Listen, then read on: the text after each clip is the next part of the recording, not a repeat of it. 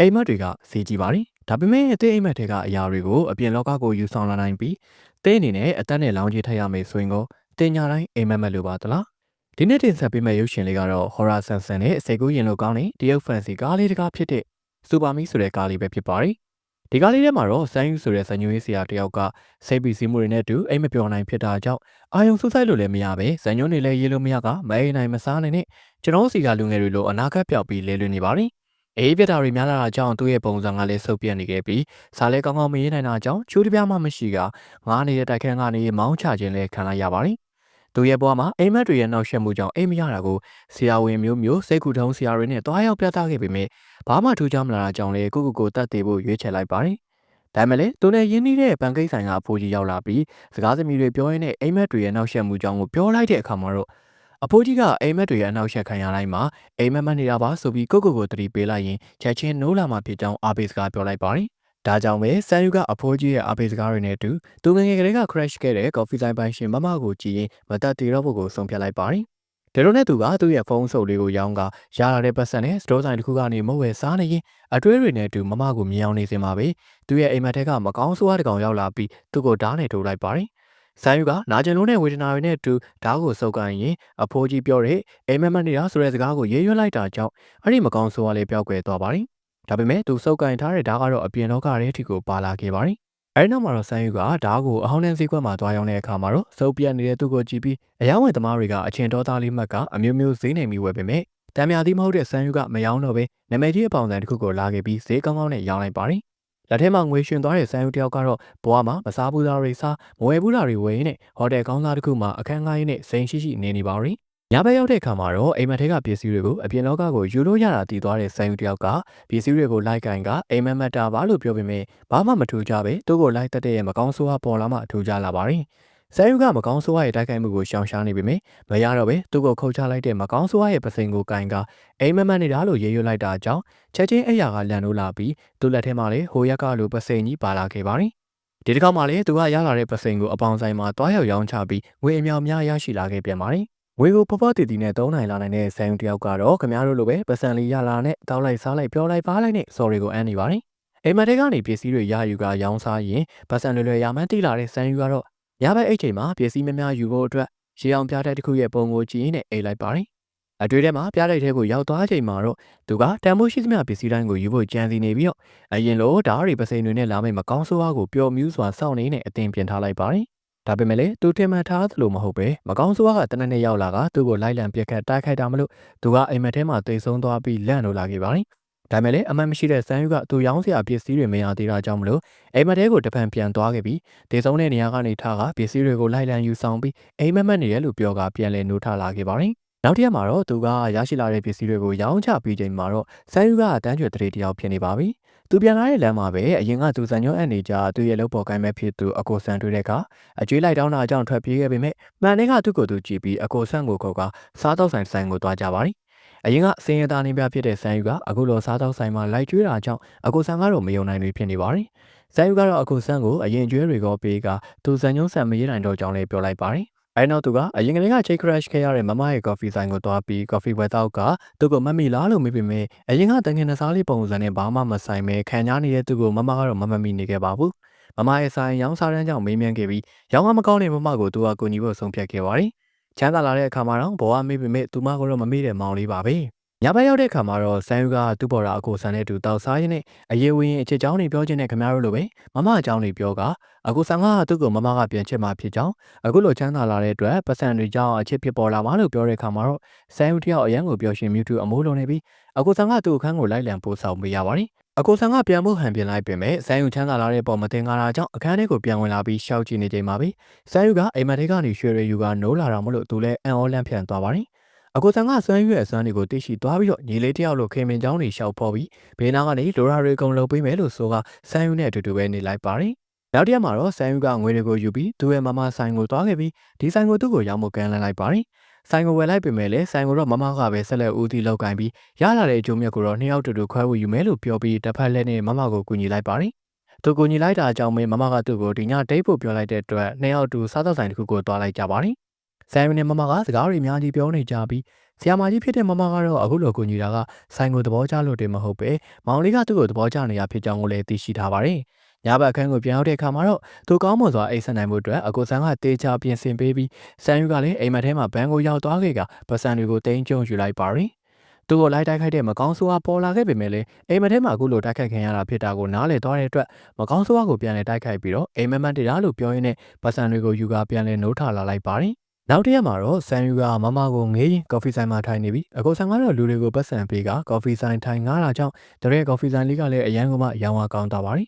။နောက်ပြီးဆန်ယူကသူတက်တည်မဲ့လို့တုန်းကကူညီခဲ့တဲ့အဖိုးကြီးကိုလည်းသူမသိအောင်ပတ်စံတချို့ကိုပေးပြီးပြန်လေကျေးဇူးဆက်လိုက်ပါတယ်။ညဘက်ဆိုင်တိုင်းလိုက်ပြန်တဲ့အခါမှာတော့ဆန်ယူကမမကိုလိုက်ပို့ရင်းနဲ့စကားတွေပြောကအတူတူလမ်းလျှောက်လာခဲ့ပါတယ်။မမကတော့ဆန်ယူရဲ့အလုပ်ကိုခံမှန်းပြီးဆန်ယူရေးဆရာတယောက်ဖြစ်ထင်တယ်လို့ပြောလိုက်တာကြောင့်ဆန်ယူတယောက်လည်းအံ့ဩသွားခဲ့ရပါတယ်။သူတို့လမ်းဖြတ်ကူနေတော့ကားတစ်စီးထဲမှာအတွဲနန်းနေကြတာကိုကြည့်နေဆန်းယူလည်းကြီးကြီးနူးနူးပြုံးလိုက်မိပေမဲ့မမကတော့ဘာမှမပြောနိုင်ခဲ့ပါဘူး။နောက်ညတွေမှာလည်းမမကိုပြန်ပို့နိုင်ဖို့အတွက်သူကအိမ်မထဲမှာကားတစ်စီးရအောင်ဖန်တီးလိုက်ပါတယ်။တစ်ဖက်သက်ချင်းနေတာတော့မှအချစ်ရဲ့စွမ်းကကြီးမားပြီးအရာရာကိုဖန်တီးနိုင်တာရေးသားလေးနဲ့တူတူသားဆိုရင်ဘယ်လောက်ကြီးမားမလဲဆိုတာခံမှန်းကြည့်ပေါ့ဗျာ။အဲဒီနောက်မှာတော့သူတို့နှစ်ဦးကကော်ဖီဆိုင်ကနေတူတူပြန်လာရင်သူယူလာတဲ့ကားကိုမမကိုပေးမောင်းကဒီကားကမမအတွက်လို့ပြောလိုက်ပါတယ်။ဆန်ယူကတော့မမကိုဟိုးရင်သူចောင်းသားဘဝကလေးကဂျိတ် crash နေကြရပြီးခမားတို့လိုပဲမမကိုကြောက်နေတဲ့မောင်လေးမှုမပါမပါနိုင်မဲတူတူပြန်ရုပ်ရှင်ကြည့်ဒီလိုပဲနေရပါတယ်။မမကတော့ရုပ်ရှင်တူတူကြည့်ရင်သူရေးတဲ့ဇန်ညုံနဲ့ရုပ်ရှင်ကိုကြည့်ကျင်တယ်လို့ပြောလိုက်တာကြောင့်နောက်နေ့ဒီမှာတော့ဆန်ယူတယောက်မနာရမ်းမေးဇန်ညုံတစ်ပုတ်ရေးပြီ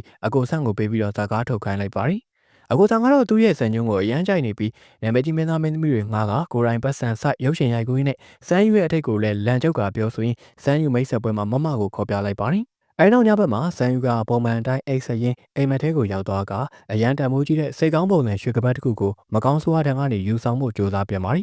အရင်ခောက်တွေလိုမကောင်းဆိုးကသူ့ကိုမတိုက်ခိုက်တော့ပဲသူ့ရင်ဘက်ကိုလက်နှစ်ပတ်နဲ့ဆွဲလိုက်တဲ့အခါမှာတော့သူကအမျိုးမြင့်မသိတဲ့ခံစားမှုတစ်ခုကိုတော့ခံစားလိုက်ရပါတယ်။နောက်တစ်ရက်မှာတော့သူကမမနဲ့အတူတူတိုင်းမြင့်ပေါ်မှာရရင်နဲ့တမျိုးလုံးရဲ့အလှကိုကြည့်ရှုကစကားတွေပြောနေပါတယ်။သူကမမစီကအချက်ကိုမမျော်လင့်ပါဘူးဒီလိုလေးပဲတူတူရှိကျင်တာပါဆိုပြီးဒိုင်းကြောင်စကားတွေလွတ်နေတာမလို့မမကလည်းသူ့အပေါ်ခံစားချက်တွေရှိပေမဲ့ကြောက်တုံးကသိတယ်စောက်တုံးကမသိဘူးဆိုတဲ့စကားအတိုင်းကိုပဲဇန်ယူကခြေရင်းမဆိုတာကြောင့်မလို့အပြေပြန်မပေးနိုင်ဖြစ်နေပါတယ်။အဲဒီနောက်မှာတော့သူတို့ကမမရဲ့အိမ်ကိုတူတူရောက်သွားကြပြီးတော့ဇန်ယူကအေကန်ထဲမှာထိုင်နေတော့ရုတ်တရက်မြားနဲ့ပြစ်ခံလိုက်ရတယ်လို့ခံစားလိုက်ရပါတယ်။သူလည်းကြောက်လန့်တကြားနဲ့မန်ကိုကြီးလိုက်တဲ့အခါမှာတော့သူ့ရင်ဘက်မှာဟိုးနှင်းညကမကောင်းဆိုးရဲ့လက်နှစ်ချောင်းနဲ့ထိလိုက်တဲ့နေရာကဒဏ်ရာကဒူးဆန်းစွာနေပြီးအပြင်ကိုပါထိလာကြောင်းတွေးလိုက်ရတာမလို့ဇန်ယူတယောက်လည်းချက်ချင်းပဲသူ့ရဲ့အိမ်ခန်းရှီယာကိုပြန်လာခဲ့ပါတယ်။အကိုဆန်ကတော့အိမ်မှာပါတီတွေပေးကပျော်ပါနေပြီးဆန်ယူရောက်လာတဲ့အခါမှာတော့အတူတူပျော်အောင်ခေါ်ပြီးကောင်မလေးတွေအကြောင်းကိုပြောနေပါတယ်။ဆန်ယူကတော့သူဖြစ်လာတဲ့ပုံကိုထိတ်လန့်နေကသူတို့အခုလိုပစ္စည်းတွေယူလာနေတာအကြောင်းအပြစ်ဒဏ်ခံရမလားလို့မေးကနောက်ခါတွေမှာအခုလိုပြန်မလာနိုင်ခဲ့ရင်ကောဆိုပြီးကြောက်နေရန်တူပါတယ်။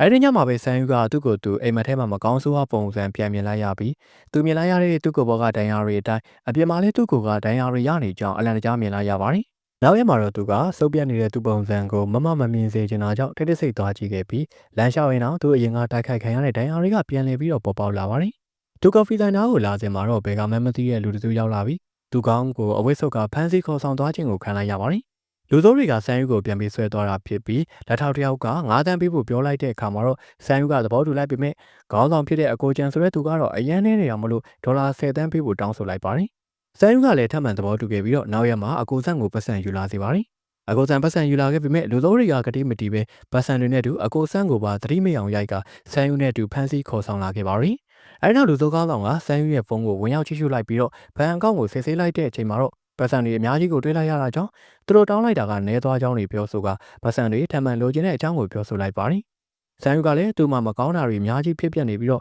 ့အသက်ရှင်ဖို့တိတ်မကြံတော့ဘဲနဲ့မကြခင်တရားတော်မှာဖြစ်တဲ့အတွက်ပိုင်ဆိုင်သမားတွေအကုန်လုံးကိုပေးမှဖြစ်တာမလို့သူတို့ကိုလှုပ်ပေးဖို့သာပြောဆိုလိုက်ပါတယ်။အဲဒီချိန်မှာပဲတတိလေးရာကနေပြန်နိုးလာတဲ့အကိုဆန်ကတော့ကြောင်းမကံမဲမသိပဲလူစိုးတွေကိုစကားသွားများတာကြောင့်ထပ်မံအကျွေးခံလိုက်ရပြန်ပါတယ်။ဆန်ယူနဲ့လူစိုးတွေကတော့အကိုဆန်ကိုထမ်းခေါ်လာပြီးရှေ့သမျှပစ္စည်းတွေကိုအပိုင်သိမ်းဖို့ဆန်ယူတို့တိုက်ခန်းကိုရောက်လာခဲ့ပါတယ်။တိုက်ခန်းတစ်ခုလုံးမှာဘာမှသိမ်းမရှိနေခဲ့ပေမဲ့မြေရောက်ခန်းထဲကိုခေါ်လိုက်ရမှာတော့ဆန်ယူအိမ်မက်ထဲကနေယူလာသမျှပစ္စည်းတွေအားလုံးကိုတွေ့လိုက်ရပါတယ်။အခုချိန်မှာတော့သူယူလာသမျှအရာအလုံးကသူ့အတန်းနဲ့လောင်းကျစ်ထက်ပြီးယူလာရကြောင်းကိုဆန်ယူတယောက်တဖြည်းဖြည်းသိရှိလာခဲ့ပါပြီ။အဲဒီချိန်မှာပဲဟိုတယ်ကောင်တာကဝန်ထမ်းကဆန်ယူစီကိုဧည့်သည်လာကြောင်းအကြောင်းကြားလိုက်ပါတယ်။မမကရုတ်တရက်အဆက်အသွယ်ဖြတ်သွားတဲ့မောင်လေးကိုလာရှာတာပဲဖြစ်ပါတယ်။အခုလိုအသက်အန္တရာယ်နဲ့ရင်ဆိုင်နေရချိန်မှာမမကိုတခုခုမဖြစ်စေချင်တာကြောင့်ဆန်ယူကဖုန်းထဲကနေပဲမလာဖို့ပြောပြီးတော့မောင်းထုတ်ခဲ့ပါတယ် ဒါပေမဲ့လည်းထွက်သွားဖို့ဖြစ်နေတဲ့မမကိုရက်ခွက်ထဲကအန်တီကြီးတွေလိုပဲရှာရှည်လုံးနဲ့ဝန်ထမ်းကတကားပွင့်နေတယ်လို့ပြောလိုက်တာမလို့လိုက်သွားတဲ့မမကလည်းအခုတော့လူစိုးတွေရဲ့ဖမ်းဆီးခြင်းကိုခံလိုက်ရပါတယ်။မမလည်းမြေရောက်ခန်းထဲကိုရောက်လာတဲ့အခါမှာတော့